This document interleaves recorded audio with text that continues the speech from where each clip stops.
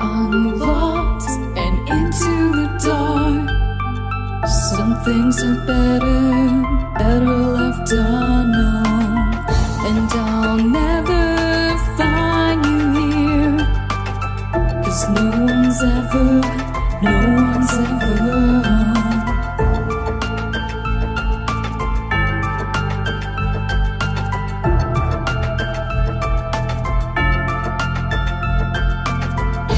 What a widow, a peaceful spider. When the glass is clean, she's a sneaky hider. Hide the lies and the alibis. Oh, what a sinner is it in her?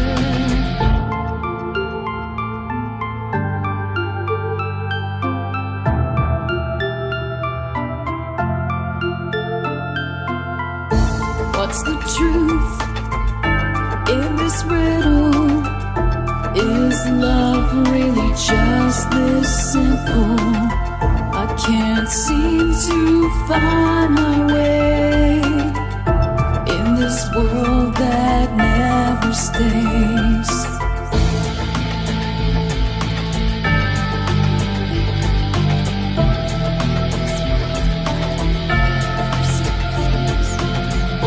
What a widow, a peaceful spider. When the glass is clean, she's a sneaky hider. Hide the lies and the alibis. What a sinner is it in her?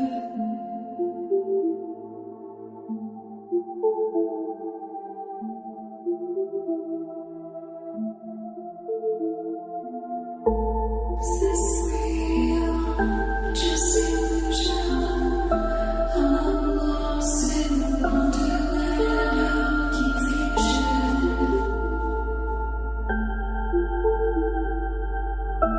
I'm lost in the wonderland of confusion. Is this real or just illusion?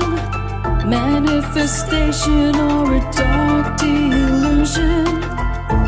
Is this real or just illusion? I'm lost in a wonderland of confusion.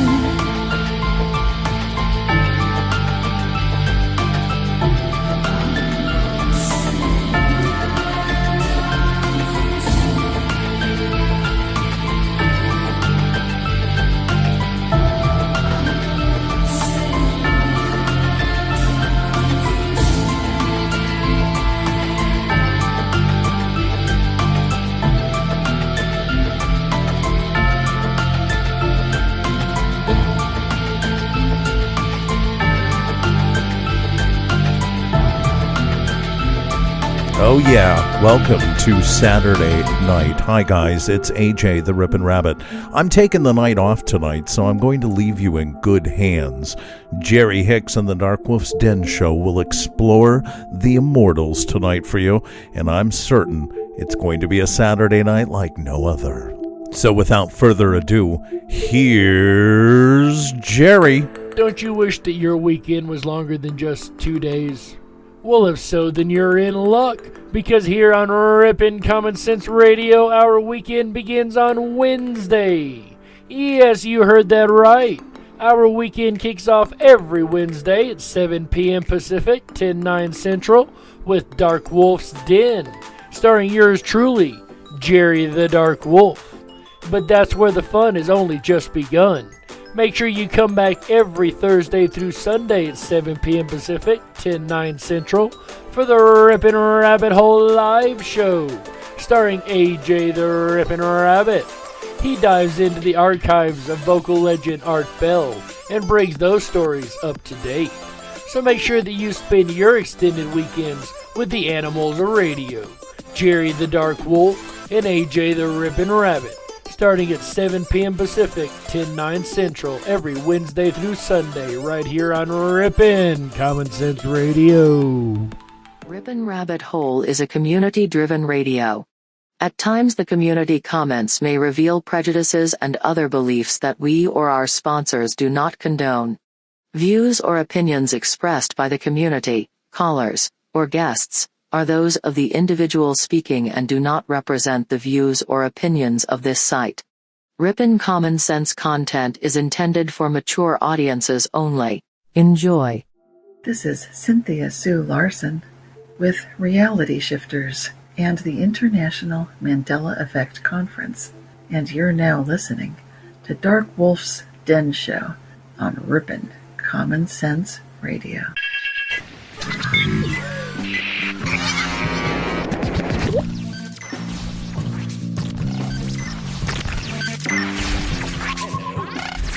Hello. Hello.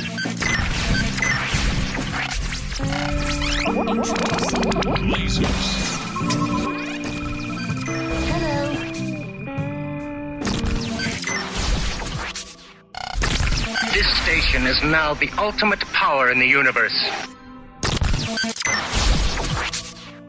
This is your man Meta, aka Propagate This Light, and you're now listening to Dark Wolf's Den.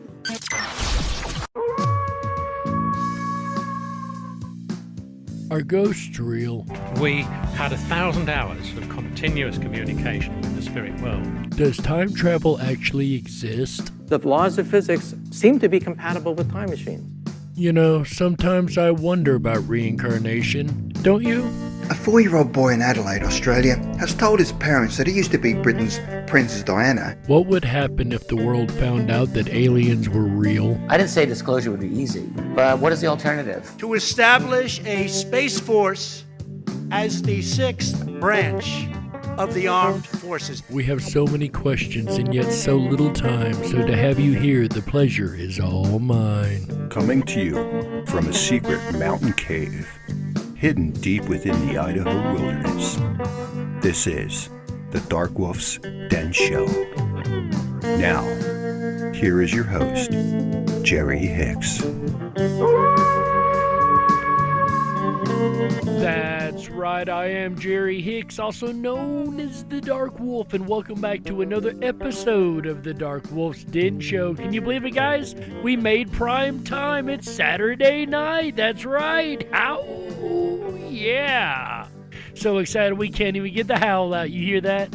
All right, guys, whether you're on the edge of reality, the edge of the galaxy, the edge of your seat, or anywhere in between, we're glad you chose us to be right there with you. Ladies and gentlemen, like I said, it is Saturday, October 3rd, 2020. Oh, yeah. And tonight, we're going to talk about Immortals. That's right. See, this is October. This is Spooktober, actually. So we're going to try to keep the scary theme here on the entire network, not just on AJ the Ripon Rabbit Show, but the entire network. So tonight, we're going to talk about those that may still walk the earth and be immortal. But first, today in history. This is actually a very huge and important day in history today. On this day in 1990, Germany is reunited as a single country from East and West Germany into a single one, ending a 45 division following World War II and the Cold War that followed. I'm sure a lot of us remember the Cold War very well, especially if you lived through the 80s or maybe even a decade before that. But ladies and gentlemen, that is today's Today in History. Man, what an incredible day in history. And when it comes to talking about history, with this topic, history is really intriguing, isn't it? Just think, there could be some people on this earth who have been walking the earth through every historical event that has ever occurred. Could you even imagine trying to remember back that far, right? I can barely remember what happened when I was a teenager, right? Well, could you imagine trying to remember 100 years ago if you lived that long? Could living a long time be a blessing or a curse, right? Would having immortality be a good thing or a bad thing? We might dip into that question here a little later, but, you know, it makes you wonder. Back in the time travel episode, We touched on a phenomenon called the time-traveling celebrities, but perhaps these celebrities didn't time travel at all. Perhaps they have actually been around that long. Some celebrities who've been around much longer than they'd like for us to know. We may not know exactly what they are, but today we're going to speculate. Vampires, time travelers, immortal gods. Let us know what you think in the comments below. And I think it's no surprise right now that I would have my money on Immortals, but let's see what he has to present. Keanu Reeves. We're starting with our buddy Keanu. Many people believe that Keanu Reeves is actually an immortal Paul Monet. Paul Monet was a 19th century French actor and celebrity in Paris. Not only are they both actors, but they look eerily similar as well. To say these guys could pass as the same person is an understatement. These guys look, if not identical, to me. Adding to this mystery is the fact that Monet died back in 1922, but his body was never found. It's kind of hard to prove someone is dead if you don't have a body to prove it with, huh? There's also a portrait from 1570 AD by Girolamo Francesco Maria Mazzola, and it also looks exactly like Keanu Reeves. It's almost like you can trace some of these guys through history, right? And this isn't the only one. This is just the first one. And if you want to go even further back, why not go out to 768 AD, when Keanu was the king of the Franks, Charlemagne. Furthering this suspicion, he crowned his son to be king before his death and had a rushed burial with very little in attendance. This odd death theme seems to follow these guys that look like Keanu Reeves, or I dare I say is Keanu Reeves, perhaps. What is he exactly? A time traveler? A vampire? We may never know. Peter Dinklage. Many of you may recognize that particular actor from the show Game of Thrones, among other things that he has done. How about Game of Thrones star Peter Dinklage?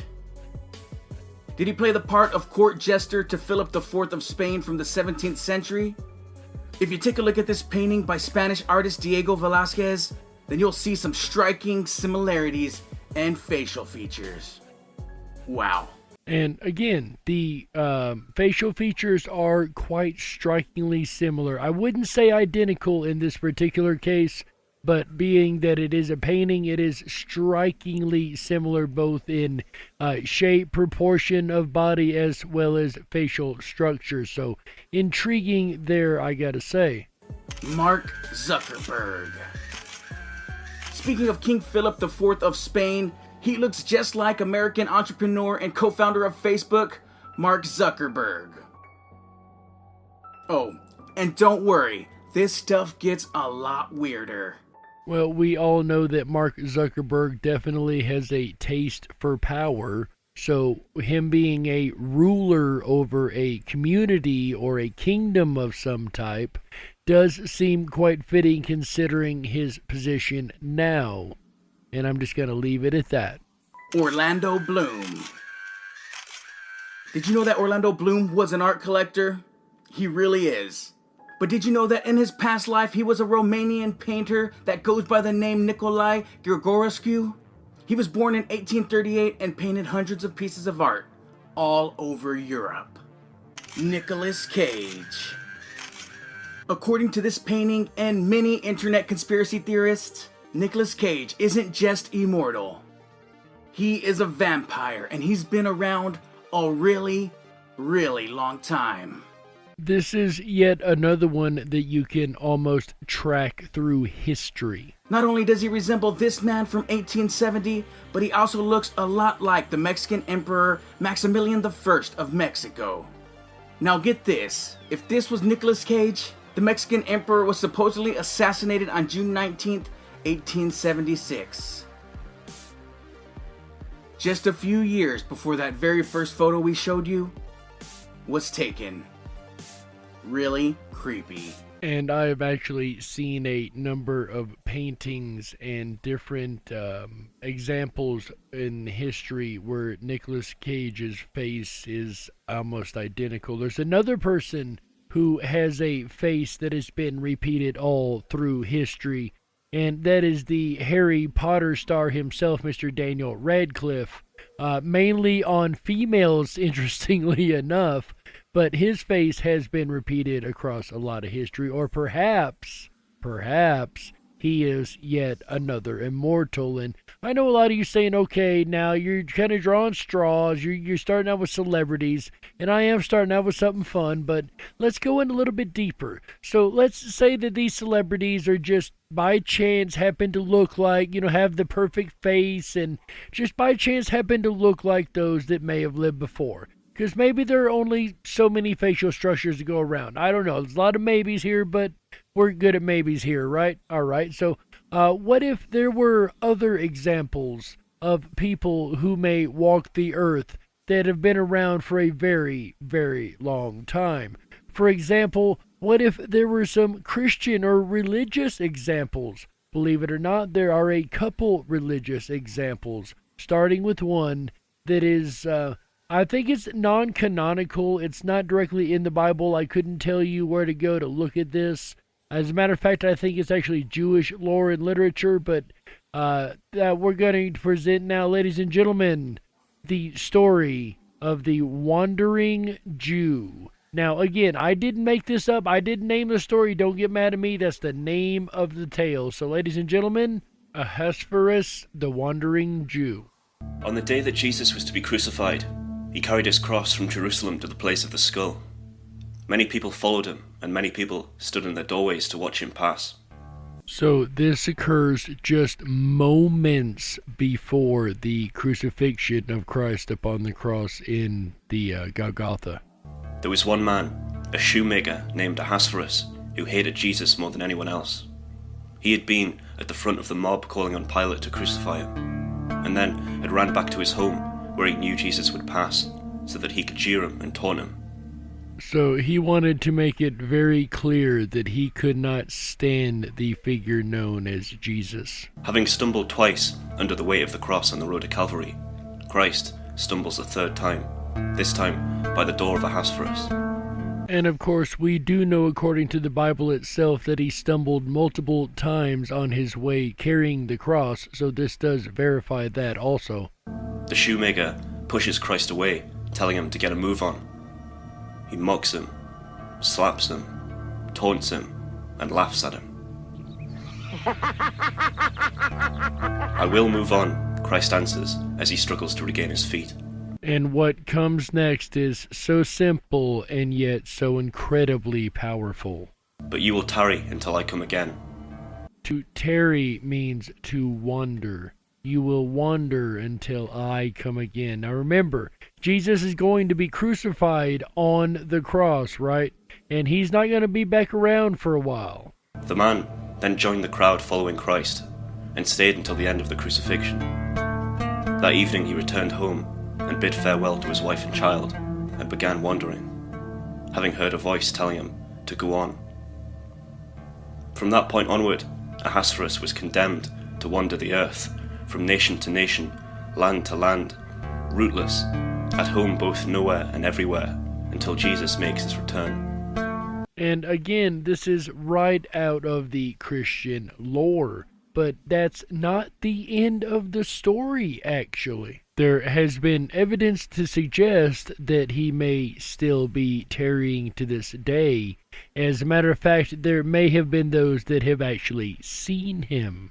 He's only ever allowed to stop here and there for short respites. His shoes and clothes never wear out completely, but are always maintained in that poor, deteriorating state. Could you imagine? Today's standards would look like a bum, right? Just your casual bum walking down the street. You wouldn't know in your world that it was immortal at all, or if it was just another you and me, right? That is such an interesting thing that even the clothes themselves will tarry down and be rags and in the same condition in which they always were.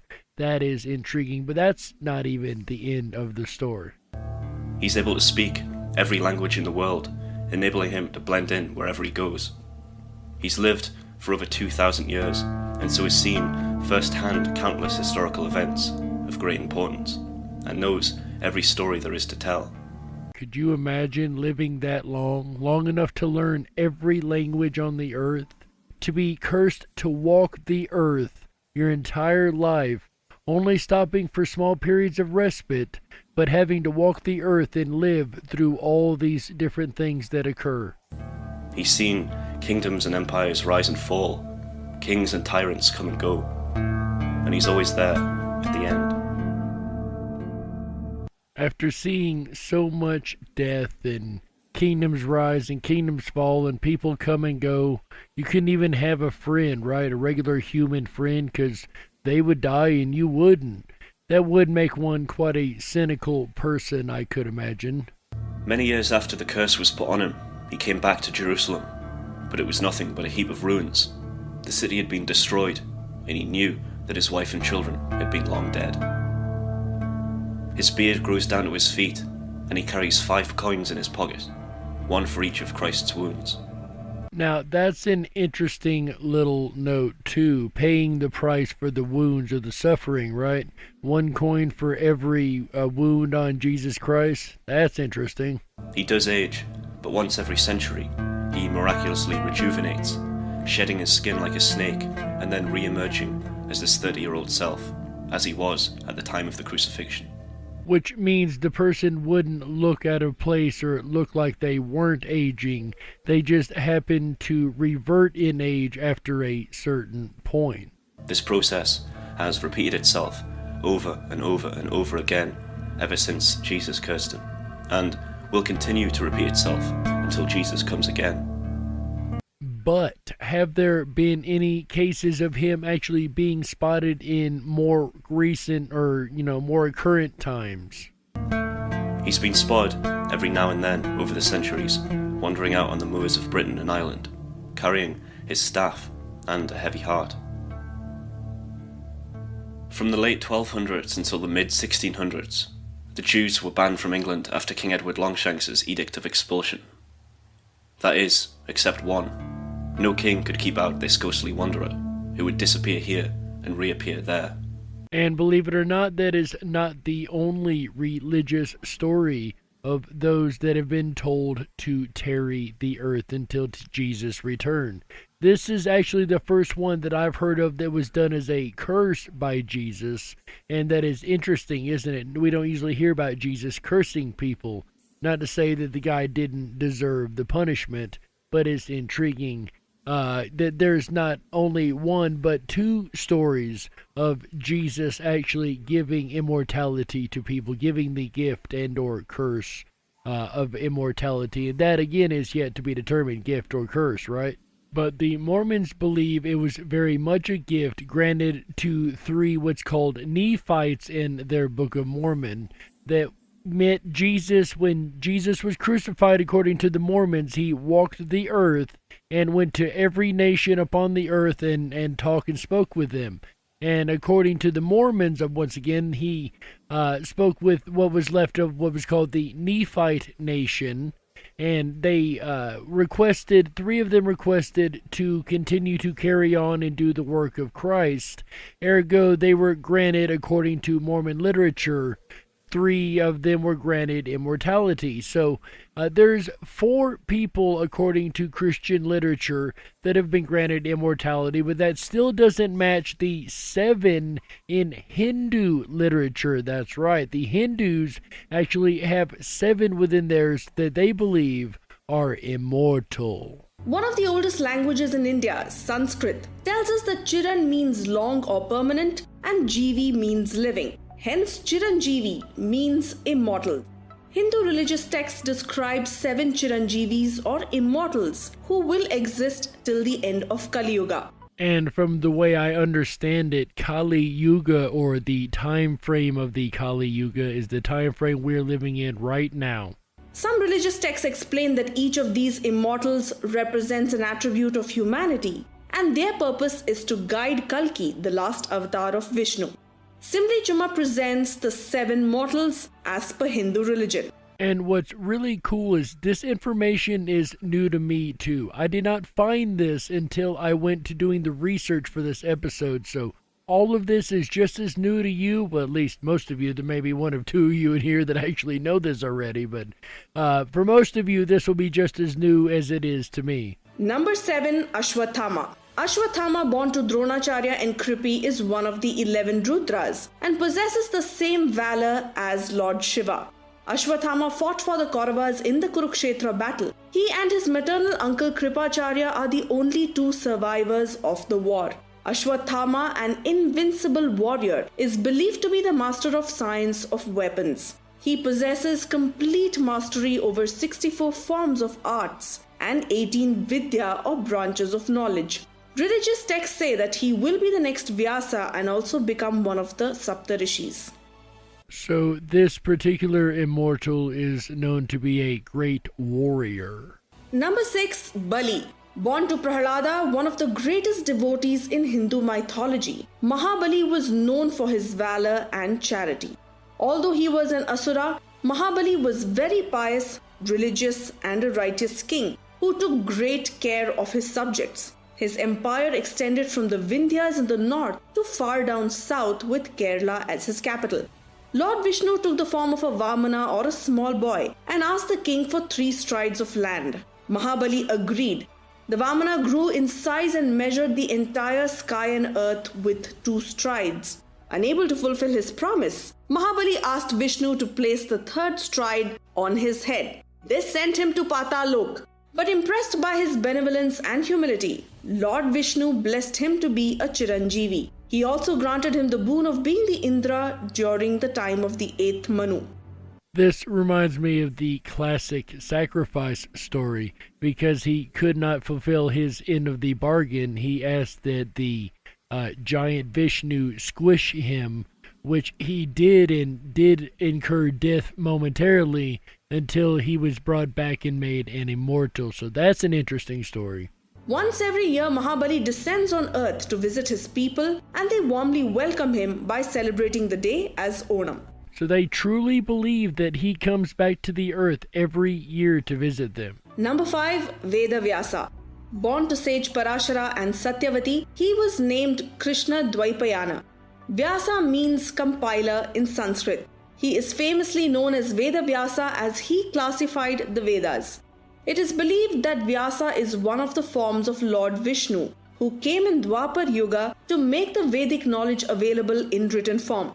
He also split the Vedas into 4 to make it easy to read.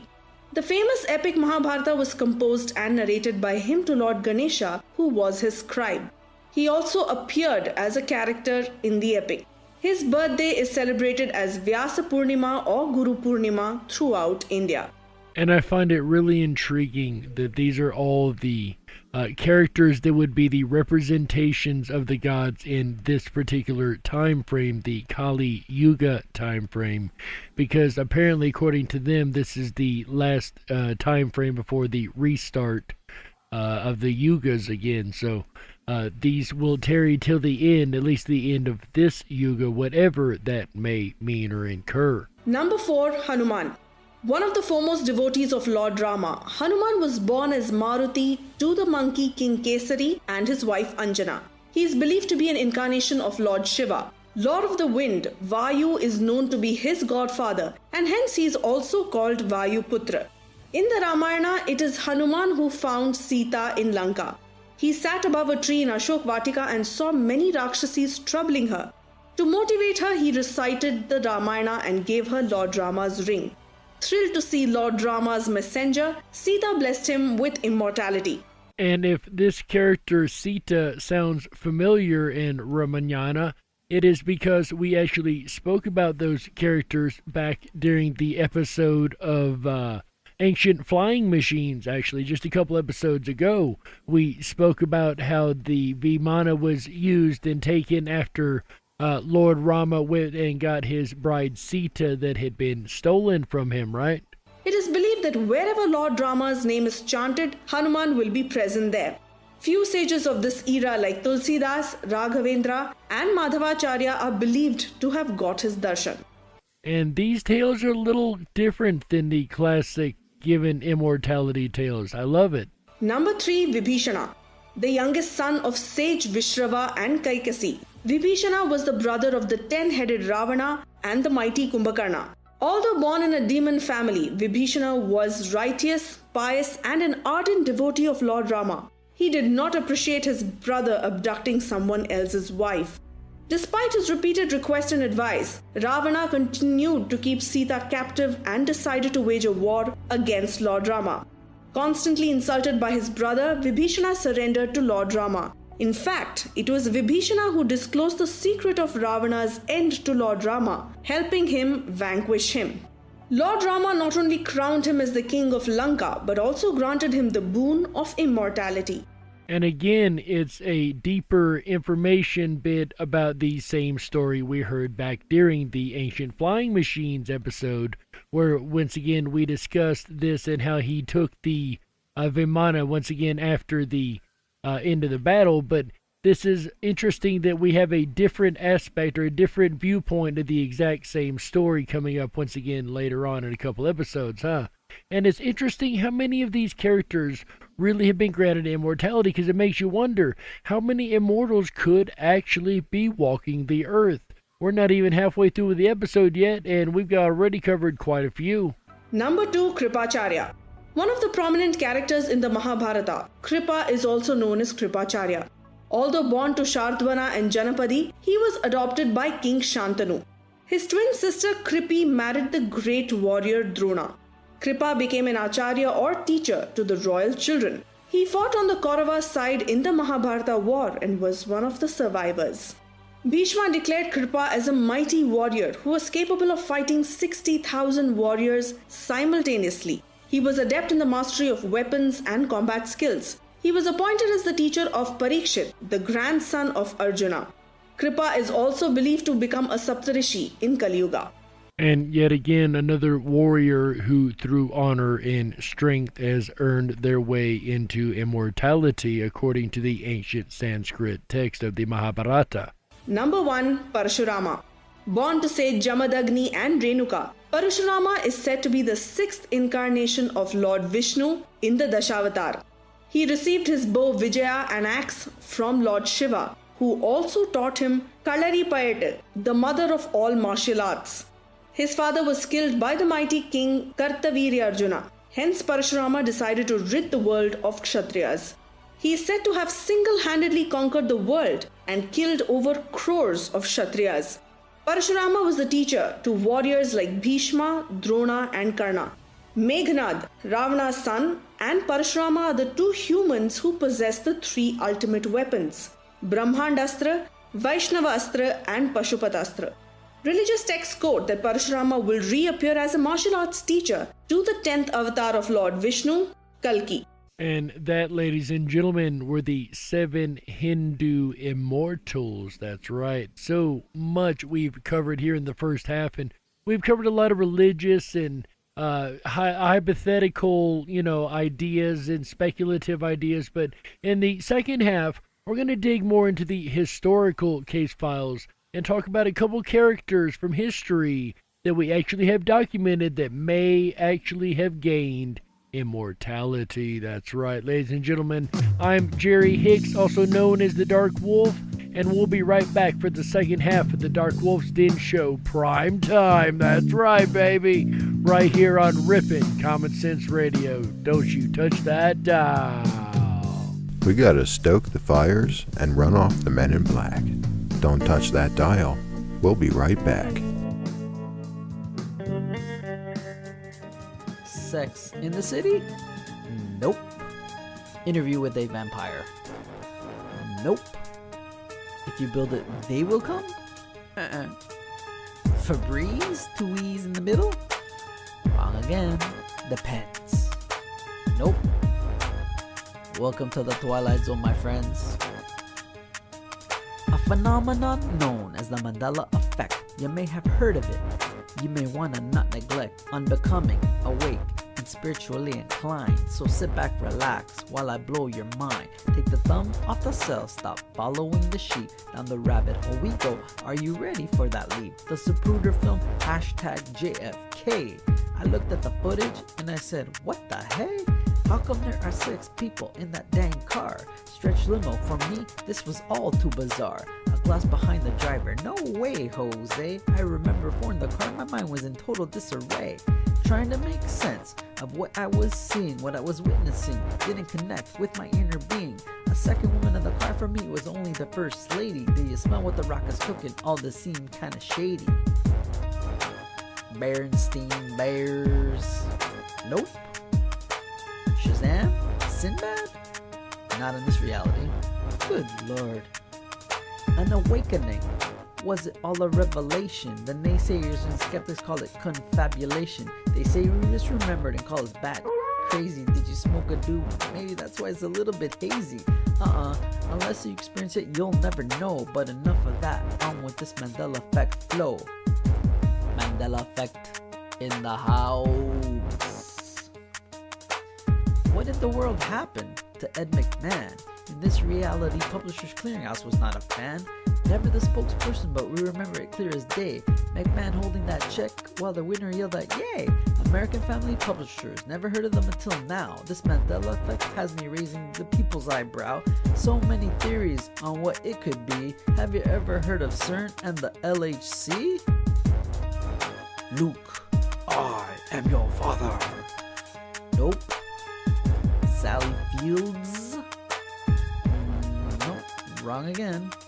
That stands for the Large Hadron Collider. I thought I would mention. You know, the machine that opens up portals into different dimensions? You're probably thinking that this is all science fiction, but you gotta think outside the box and have no restrictions.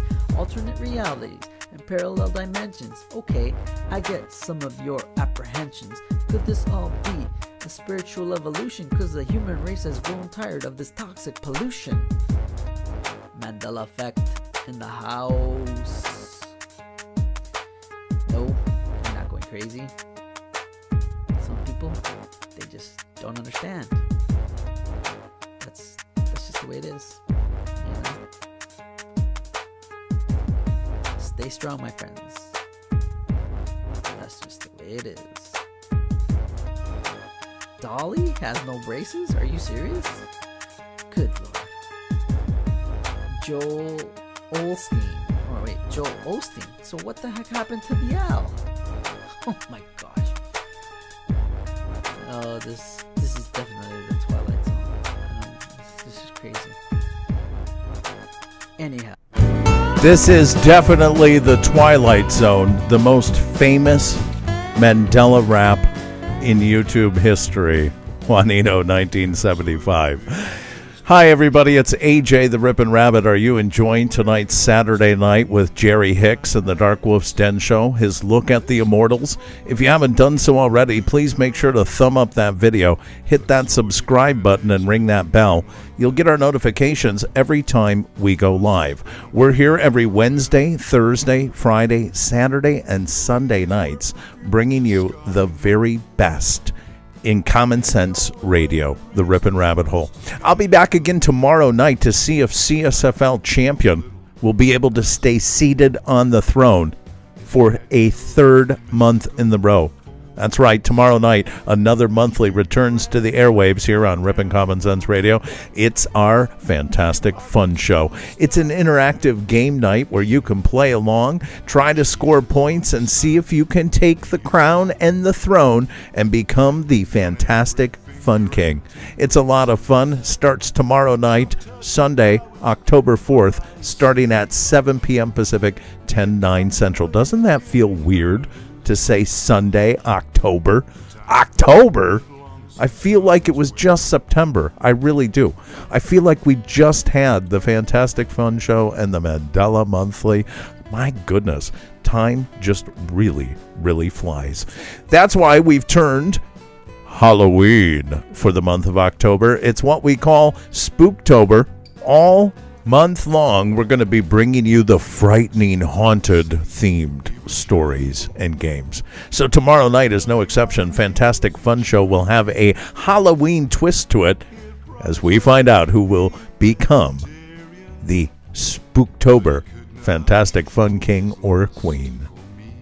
We had a lot of fun last night with Moneybag 73 and our Mandela Monthly. If you have not had a chance to hear that show, please go back and listen on demand. I hope you're enjoying your Saturday night. I know you're in great hands with Jerry Hicks and the Dark Wolf's Den Show. Go ahead and throw some ones in the room. Let him know how much you appreciate him taking the helm on a Saturday night, giving me a break to spend some time with friends and family that I haven't seen for a long time. So thanks, Jerry. My top hat's off to you. And ones in the chat room are for you, sir. Normally, I get to listen to these shows as they happen on Wednesday nights. Unfortunately, that's not the case, so I'm going to be really excited to go back and listen to how the Immortals was presented.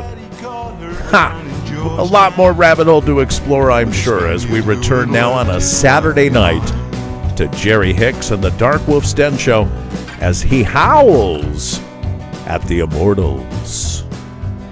Stick around. Spooktober.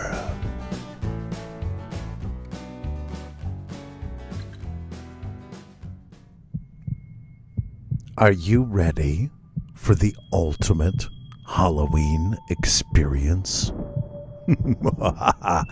This year, with all the social distancing taking place, Halloween, contrary to popular belief, has not been canceled.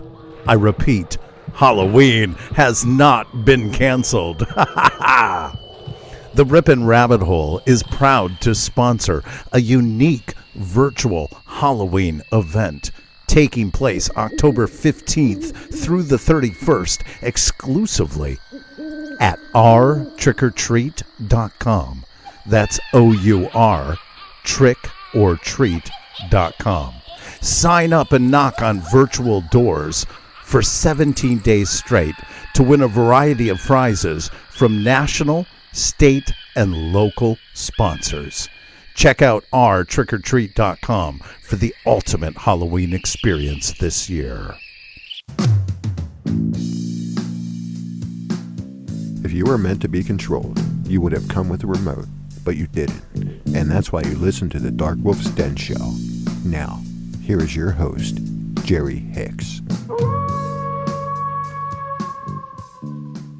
That's right, I am Jerry Hicks, also known as the Dark Wolf, and welcome back to the second half of the Dark Wolf's Den Show.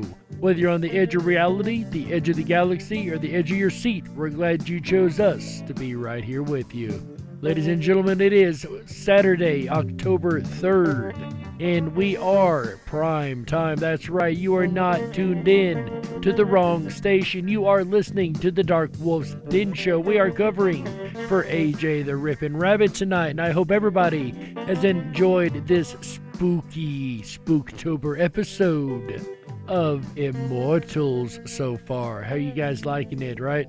I know I've enjoyed this information so far, because like I said, I didn't know about the 7 Hindu immortals when I first started doing this research. I just learned about this as soon as you guys did, so that was very fun for me also.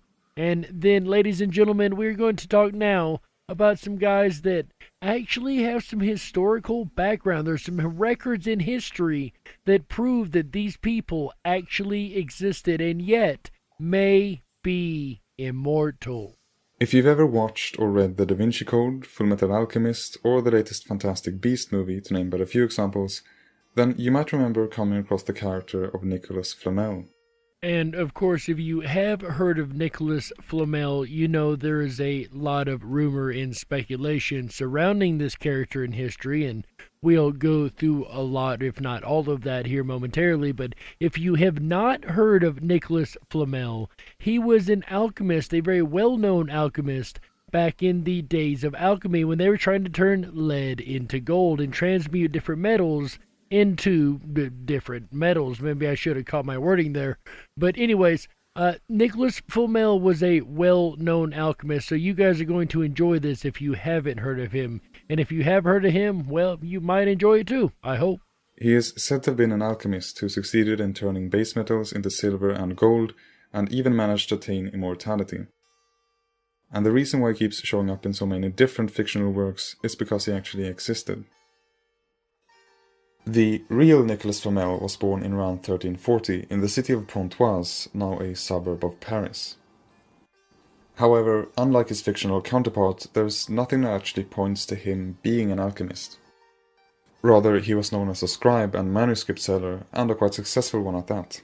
Once again, if you don't learn something new every day, your day has been wasted, and I have just learned 2 new things now. Well, 8 new things if you count the 7 earlier, if you count those as 7. But anyway, I'm rambling again.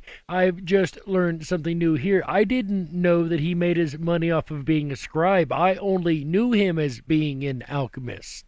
Aside from his work, he also got a considerable amount of wealth through his marriage to the widow Purnell. Together, the two became known for their philanthropy, contributing financially to poorhouses and churches, sometimes through the commissioning of sculpture. One such example is the now lost portal of the church of Saint-Jacques de la Boucherie, where you could see the couple kneeling down and praying. This church also happens to be where Nicolas Flamel was buried in 1418, having lived into his late 70s. But you're saying to yourself, I thought you said he might be immortal. If he died, he can't be immortal. Just hang on, the story's not over yet. His tombstone, which he designed himself, can still be seen at the Musée de Cluny and is carved with the images of Christ, St. Peter and St. Paul. You can even go and visit one of Flamel's houses, which still stands at 51 Rue de Montmorency. It's actually the oldest stone house in the entire city, and nowadays contains a restaurant. I gotta say, I would not mind visiting that place. On the walls you can find an old inscription which reads, "We, ploughmen and women living at the porch of this house, built in 1407, are requested to every day say an Our Father and an Ave Maria, praying God that His grace forgive poor and dead sinners." But then, this of course begs the question of how Nicolas Flamel the scribe turned into Nicolas Flamel the immortal alchemist. Yeah, that's pretty much the exact same question me and my audience had, right guys? Well, one can speculate that the combination of someone dealing with books for a living and then all of a sudden starting to throw money left and right would get some rumors going. Although, as can be seen in his will, there was definitely a limit to his wealth. But what gained him the legendary status that he enjoys today was a series of books published in the 1600s, which had supposedly been written by him. The most famous of them, called The Exposition of the Hieroglyphical Figures, was released in Paris in 1612 and later in London in 1624. The book is about a collection of designs purportedly commissioned by Flamel for the decoration of a portal in the Holy Innocents Cemetery. However, it's the publisher's introduction which is of more importance for the spread of his reputation. It describes how, in around 1378, Nicolas Flamel had travelled to Spain to seek help translating a strange book that he had come across. On the way, he met with a sage who identified it as being a copy of the Book of Abramelin. It really makes me wonder if it was one of the 7 sages that we actually spoke about in the first half, huh? And with the information that he'd gotten on his trip, Nicholas, together with his wife Purnell, are said to have eventually decoded this book and managed to replicate his recipe for the Philosopher's Stone, producing first silver in 1382 and then gold. And if this is a true story of Mr. Flamel, then he would be the only alchemist in history to have actually attained the holy grail of alchemy, turning lead into gold. Before long, the story of Flamel had become well known in circles of alchemy and was, for example, mentioned in works by Isaac Newton. It wasn't until 1761, almost a century and a half after the book had been published, that the validity of the story was first put into question by a certain Etienne Villain. Although he claimed that the story had simply been made up by the publisher, others continued to defend it, and several supposed sightings of the man were made in the 17th and 18th centuries. Supposed sightings of Nicolas Flamel in the 17th and 18th centuries, when he should have been dead for many centuries at that point already. Exactly how they would be able to recognize someone who's supposed to have been dead since the Middle Ages is a bit of a mystery to me, but supposing that they were right after all, we would in 2019 be able to congratulate Nicolas Flamel on reaching the ripe old age of roughly 679. A ripe young age indeed. I don't know. What do you guys think? Think Nicolas Flamel's still walking the earth today? Maybe he's listening to this broadcast, right? Maybe there's an immortal right now listening to this broadcast. If you are one of the immortals, hey, come on, contact me. I'd love to talk to you. I know you probably can't release your identity, right? Anyway, moving along, there are other characters from history, at least one more character from history, that has been said to be immortal. And of course, that character that I speak of is the Count of Saint Germain, the man who would live forever. That's right, the Count de Saint Germain. This is an interesting character from history. This is a character that I've always been on the fence about. I cannot figure this out. And as you guys listen, maybe you'll understand why also. Nobody knew where the Count of Saint Germain came from or when he was born. In fact, only scant clues elaborate upon the nature and identity of this so-called Count. Still, he made a lasting impression on those he met. And for someone dubbed to be immortal, the list of individuals impressed by him was potentially long.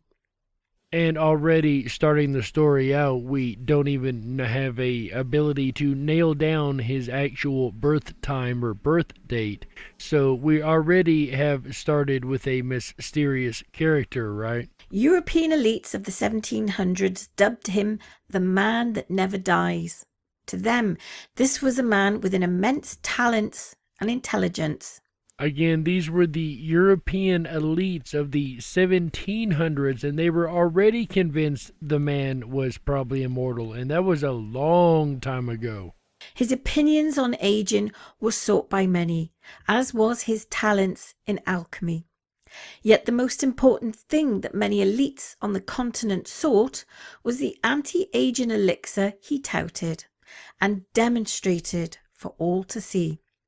By all accounts, he was a celebrity of his time. However, beyond his numerous claims, nobody really knew him. Was he immortal? A magician? A con? Did he come from a legendary place, as some bloggers and theorists claim? Whatever the truth may be, the Count of Saint Germain, also referred as Count Saint Germain or Comte de Saint Germain, had many believing he was immortal, even if his claims defied logic. So apparently he himself also made the claims that he was immortal. Man who knows everything. In truth, the slogan associated with Saint Germain was only part of a larger one. The famous French writer and philosopher Voltaire coined the term in its entirety. And Voltaire, of course, being an extremely well-known both writer and philosopher and taught even today in college courses. This was the entire slogan dedicated to Saint Germain, a man knows everything and who never dies. And once again, that is a quote directly from Voltaire's writing. There was no indication that Voltaire seriously believed this. Voltaire was known for his satirical writing and possibly mocked rather than honoured him. And for all intensive purpose, there was plenty in Saint Germain's mystery and sudden appearance in European high society to fuel speculation on Voltaire's intent. Now that is interesting, and it really goes to the point that a lot is lost in translation, right? It's kind of like text messaging. You can't see the person in front of you, so you don't know whether they're joking or they're being serious, especially if it's a person who's known for their sarcasm anyway. That really makes it harder to kind of decode, right? And just not even in today's day and age, but even looking at this situation here, was Voltaire being serious, or was Voltaire kind of taking some of his angst against Mr. Saint Germain out on him through his writings? A man of many talents emerges from nowhere. Even a man dubbed as the man that never dies has a beginning. Speculation was that the man known as Saint Germain was born in 1710. Exactly where he was born is an educated guess at best. Even his identity as a count of a royal count is sketchy. Many scholars have studied the man believe that he may have come from the kingdom of Transylvania. Others claim Spain as his origin. How fitting that he would come from Transylvania. Ha ha ha ha ha ha. But seriously, that would make him related to Vlad the Impaler, possibly. Some of the most outlandish theory to date believe that the year 1710 was merely the first time he appeared in Europe, and that he was much older, as he was the last known survivor of Atlantis. And I must reiterate here that that is pure speculation. Although, if you follow the thought back, why not? Somebody has to have a beginning, but the beginning may be way, way, way back. We don't know that. But just the same, that is just speculation. However, of this writing, no verification of his birth date exists. Still, in 1710 is not the most important year in the legend of Saint Germain. That distinction goes back to the year 1743, the first documented evidence of the immortal Count's existence. That year he emerged in London. 2 years later, records of another public appearance emerged in Edinburgh in Scotland. They say he showed off his talents, such as the mastery of playing the violin. The documentation, however, had little to do with his supposed talents. The records indicated accusations and arrests for being a spy. Now, could that have been the case? Maybe that's why his story was so wild. Perhaps he was just a spy. From scant evidences available, one can surmise that the accusation stemmed from him being a foreigner and possibly being spotted in suspicious places. But again, this is pure conjecture, with little or no evidence to back it up. And I appreciate that she did throw out there that it is pure conjecture, so there was no evidence to prove that he was actually a spy either. The records also revealed how he got out of these allegations. He showed off his talents, such as the mastery of playing the violin. There was no evidence suggesting that his musicianship alone spared him from jail time or trial. Still, he left the British Isles upon release and wasn't heard from for more than a decade. And amazingly, as I was doing research for this section of the show, I found a lot of sonatas that have been attributed to the Count of Saint Germain. Saint Germain goes to France. Saint Germain's whereabouts was unknown since his departure from jail, thus illustrating his talent to vanish without a trace. That would change in 1758 when he re-emerged in France. No definitive reason was given for his sudden presence in the country. Still, he quickly attracted the royal family with his many talents, and as a result, he became a regular in the palace of Versailles. And once again, we find that he has this strange ability to woo the royals very easily. His time in France made him a celebrity, and possibly the way he did this was by claiming he had a magic potion and was willing to give the recipe to the royal family. In process, he showed off his many talents, which included prodigious musical abilities in various instruments, jewelry making skills, diamond polishing and gem cutting, fluency in several languages, and a mastery in the ancient art of alchemy. And there's also a rumor that he discovered the Philosopher's Stone. Could this be one and the very same Nicholas Flamel later on in life, after he was supposed to have been dead? Many accounts claimed he had a way with women too. This was particularly noticed when he became a regular at Versailles.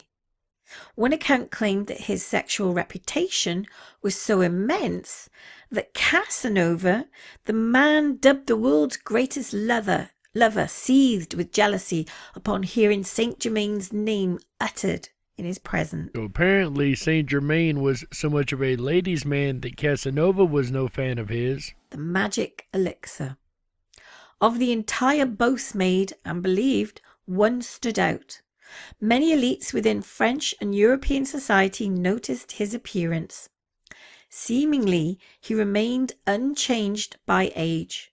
The royals and elites of Europe described Saint Germain as looking like a 40-year-old, but possibly being over 100.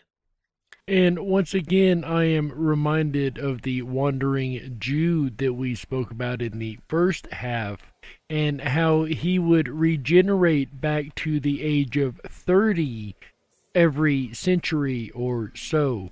So perhaps all of these immortals are one and the same guy. That's an interesting thought. I've never actually put that together until just now. That's very interesting. The Count did little to dissuade people from thinking this. In fact, he used it to his own good. It was reported that he kept a vial of liquid. Many who knew the Count, or what the Count wanted them to know about him, believed the liquid was an elixir that kept him alive and ageless. Perhaps he had found the fountain of youth, or a potion or elixir, an alchemic elixir that he had made up. Some said that it was the color of blood, perhaps blood red, but that's only by anecdotal accounts that I've read. Once again, poor record keeping and the public's gullibility may have played into Saint Germain's hand. It was never fully determined how people of the time determined he was actually 100 years or more. Saint Germain gets into trouble again. His stay in the French royal court was possibly his finest years. He became wealthy and had the undying support of King Louis XIV and his mistress, Madame de Pompadour. However, the good times for the Count were short-lived. In 1760, the Duke of Choiseul, the Minister of the State, accused Saint Germain of being a spy. Obviously, the Duke was no fan of the Count and was determined to bring him to justice. But King Louis XIV gave him protection from the accusation. Still, the Duke was insistent and convinced the king to allow him to arrest Saint Germain. But the persistent Duke wouldn't get his man. As mentioned, Saint Germain, a man of many talents, had an important and innate one. It was his ability to vanish. And I guess if you're an immortal, you would have already found quite a few good hiding places in your many years scouring the planet. Saint Germain moves on to another kingdom. Years went by. Count Saint Germain hopped around various countries, showing off his talents and getting the same enthusiastic treatment from the highest officials in the countries. Eventually, he started garnering the attention of occultists of the time. Rumours also abound that he became a leading figure in several occult movements of the time. And I really feel that I need to interject right here, because a lot of people hear that word occult and go, oh no, evil, evil, bad stuff. No, occult means hidden. That's it. It's just another word for hidden. So the occulted knowledge would be hidden knowledge. These occults are hidden groups, occulted groups. That's all that it means. It's not some evil, nefarious, well, it might be, but it doesn't necessarily connotate or denote that it's going to be evil, bad, or nefarious. It just means secret. Again, this was something he never denied or confirmed. The prince offered him a house where he could study herbal remedies, chemistry, and alchemy. And once again, we have this alchemical connection in the story. In 1776, Saint Germain reportedly resurfaced in Germany under an assumed name. He called himself Count Weldon. He befriended the elites such as King Frederick and Prince Karl of Hesse-Kassel, governor of Schleswig-Holstein. His friendship with Prince Karl proved to be pivotal. The prince offered him a house where he could study herbal remedies, chemistry, and alchemy. Yeah, you're not the only one that feels like they're having deja vu and that sounds really, really familiar. A deathbed confession. The year was 1784 and was a fateful one. Something unexpected happened to the man that was believed to be immortal. Pneumonia had bested him. Bedridden in his home and with Prince Karl present, he made a confession. Saint Germain stated that his real name was Francis Rakoski II, a deposed prince of Transylvania, who spent much of his early years at Siena University and considered the best education anyone could have had at the time. He claimed he graduated in several subjects, which accounted for his vast knowledge. Soon after this confession, Saint Germain, or Francis Rakovsky, succumbed to his illness, or so it was believed. And of course, for anybody else, that would have been the end of the story. Death, that's it, the end of the game. However, for the Count de Saint Germain, the story actually doesn't happen to end there. Check this out. The legend lives on. Death, it appeared, wasn't the end of the legend of Saint Germain. In the years to come, rumours and spurious reports of his whereabouts would persist well into the 1800s. In addition, he began to attract the likes of the 19th century Madame Blavatsky and the 20th century W.C. Ledbetter, two well-known theosophists who claimed that Saint Germain communicated with them. In the 20th century, Saint Germain became a prophet of sorts, or referred to as an ascended angel. According to Elizabeth Hare, prophet, leader of the Church Universal Triumph of Pasadena, California, the Count was an immortal angel sent to warn the world of bad omens. Now, I don't know about the speculation, and of course we can speculate all day, and that's always fun, but what do you guys think? We've heard a lot tonight. We've heard about religious sides. We've heard about historical sides. Perhaps that is a grain of truth to them. Perhaps there is an immortal or two that walk the earth and that come out every now and again. They might be your neighbor. They might be your best friend. You never know. You never know if there's an immortal near you or not, right? How could you know? They look just like you and I, right? Well, most of them. The Wandering Jew might have a little worse clothing than the rest of us, but, you know, there's all kind of examples in the case files of people who may very well never did taste of death. Those who may tarry until the time of the end. Those who may be immortal. But in the end, ladies and gentlemen, as always, you be the judge. We got to close it out. That's right. That's it for this episode of the Dark Wolf's Den Show for Saturday, October 3rd, 2020. I cannot believe it, guys. Cannot believe we did a full prime time episode. Can you guys believe it?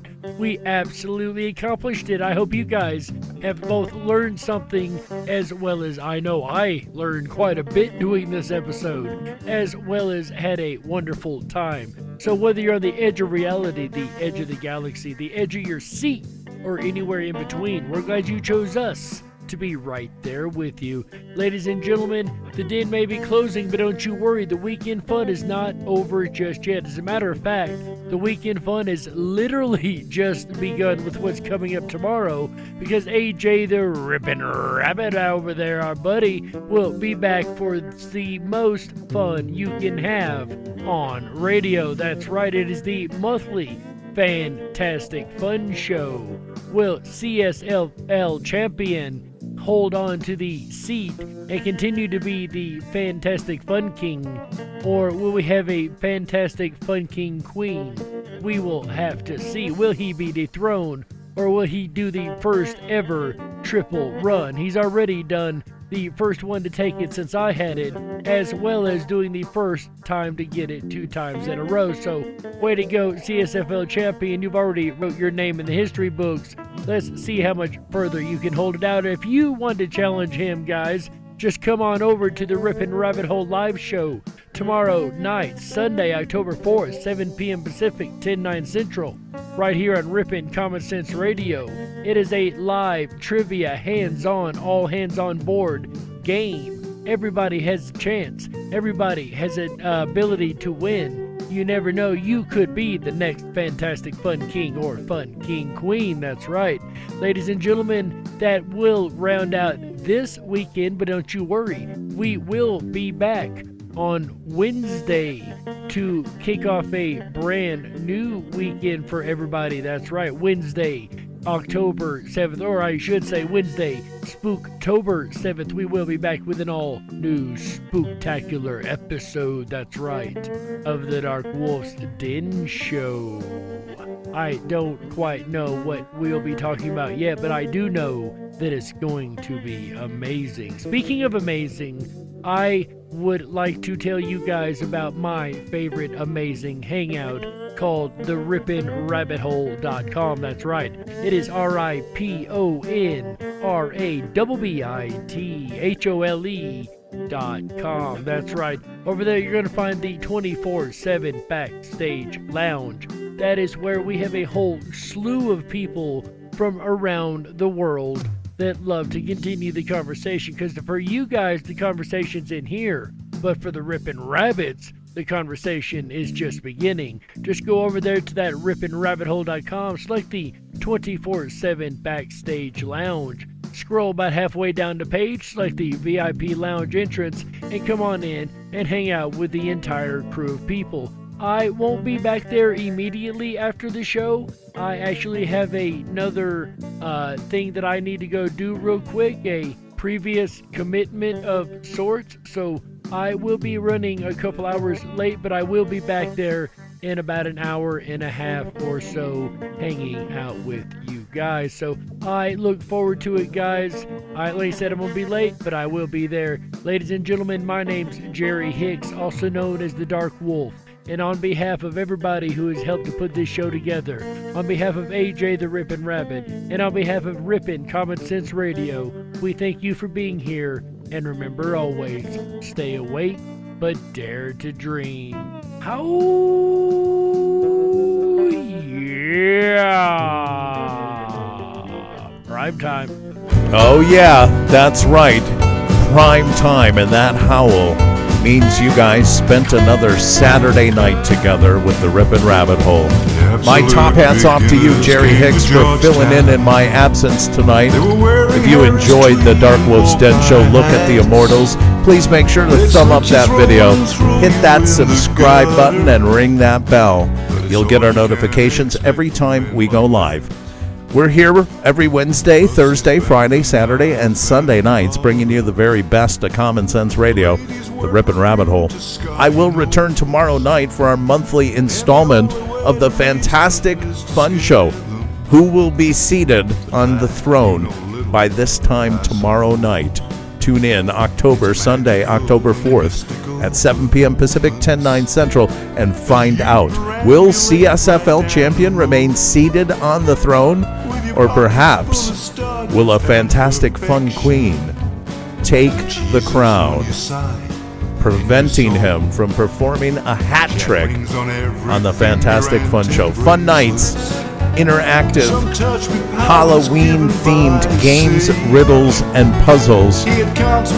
We're going to find out. It's going to be a lot of fun. Again, my top hat's off to all of you for being here on a Saturday night. Give yourselves that round of applause for being smart enough to be here. We appreciate each and every one of you from around the world through every one of the rabbit holes that we explore. Common Sense Radio. If you have not done so already, please make your way on over to the RiponRabbitHole.com. Spend some time looking around our community-generated press. A lot of fun things you can do and see there, including the Backstage VIP 24/7 chat lounge. Because for many of you, the conversations end here, but for the Ripon Rabbits, the conversations continue in the VIP 24/7 chat lounge. Whatever was the truth, it did not matter. Add your camera, your microphone, pull up a chair, and join the conversations. Last time he was seen. So, wherever you are, good morning, good evening, or good day. I'm AJ, the Ripon Rabbit. Till we meet again, take care of yourselves and each other. Good night. As a warning that he would someday return.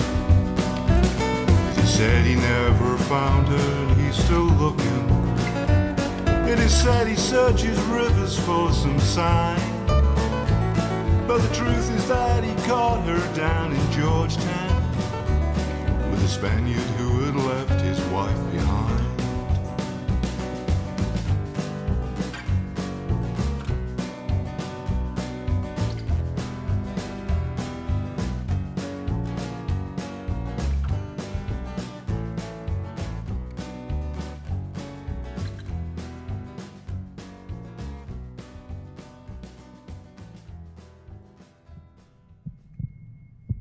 Are you ready for the ultimate Halloween experience?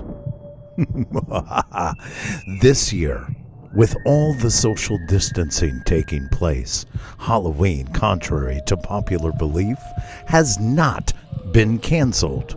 I repeat, Halloween has not been canceled. The Ripon Rabbit Hole is proud to sponsor a unique virtual Halloween event taking place October 15th through the 31st exclusively at ourtrickortreat.com. That's O-U-R, trickortreat.com. Sign up and knock on virtual doors for 17 days straight to win a variety of prizes from national, state, and local sponsors. Check out ourtrickortreat.com for the ultimate Halloween experience this year.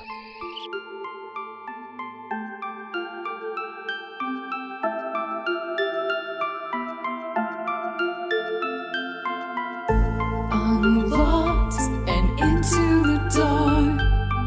Some things are better left unknown. And I'll never find you here. 'Cause no one's ever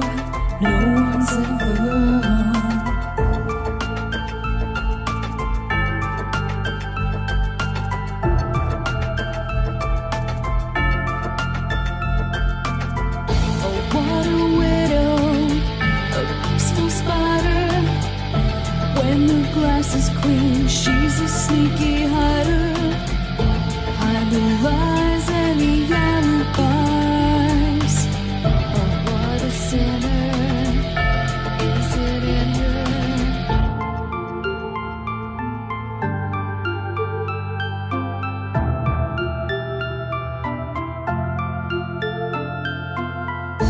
What's the truth in this riddle?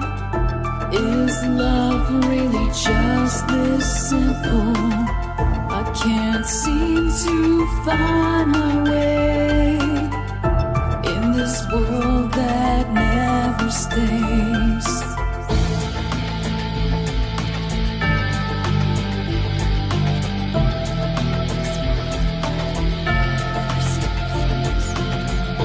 What a widow, a peaceful spider.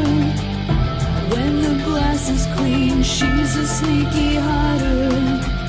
Hide the lies and the alibis. What a sinner. Is it in her?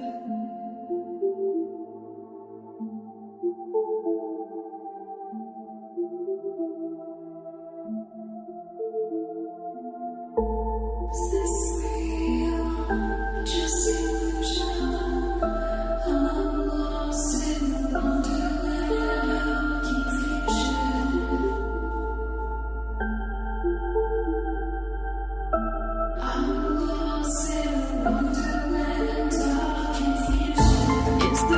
real or just illusion?